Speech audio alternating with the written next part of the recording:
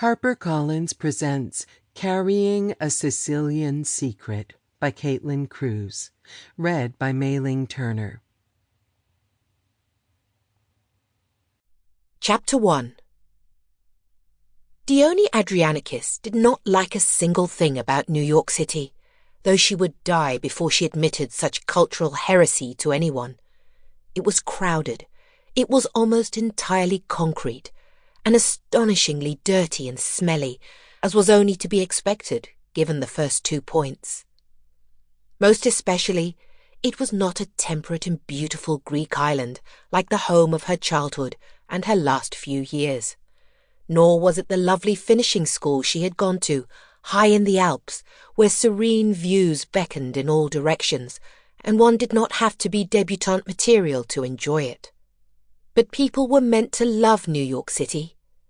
Love was one of the city's defining characteristics, and Dione had decided she would adore it, based on its legend alone. Sight unseen, she had informed her brother that she wished to move here. He had consented, and off she'd gone. Hoist with her own petard, really, she thought now, as she rounded the corner onto her street in the West Village.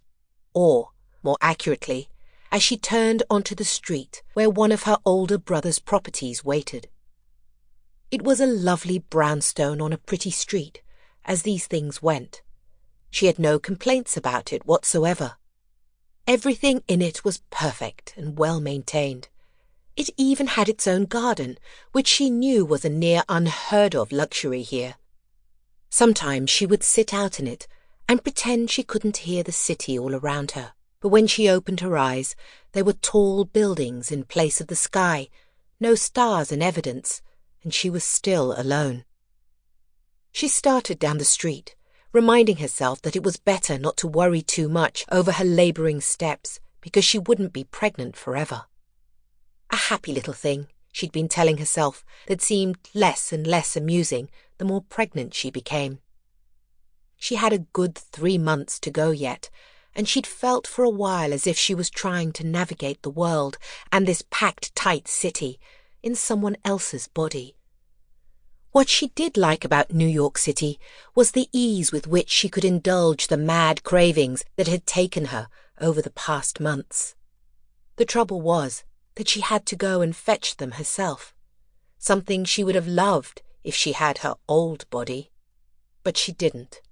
And Dione had told her older brother that she required fierce independence in this stage of her life, and therefore didn't want the staff he'd offered here, which she knew he would have been only too happy to provide.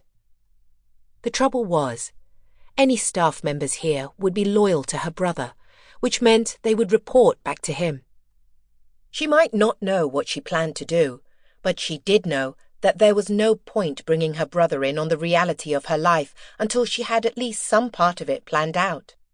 It wasn't Apostolus's fault that he was lovingly overbearing.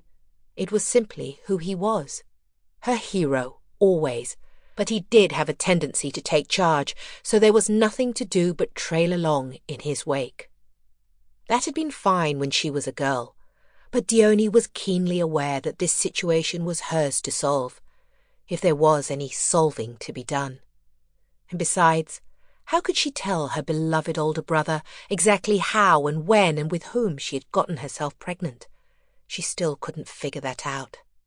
Today she'd run out, she'd waddled, to get the particular cakes she fancied that were made at a bakery just around the corner. She could admit that it was that sort of thing that really did make New York special. Have a whim, cater to it within moments. She wasn't sure that made up for the total lack of natural beauty that she was used to, but it was something. And there was something else, she thought as she walked on, her eyes on the figure who looked to be standing there at the foot of the stairs to her brownstone. There were so many people in New York City at any given time that it was impossible not to walk down the street without thinking she saw every single ghost of every single person she'd ever met. Though the truth was, Dione saw this ghost all the time, so she didn't have to wait for random strangers on a leafy street in the West Village to bring him to mind. Her curse was that Alceo Vaccaro was the shadow cast. Sample complete. Ready to continue?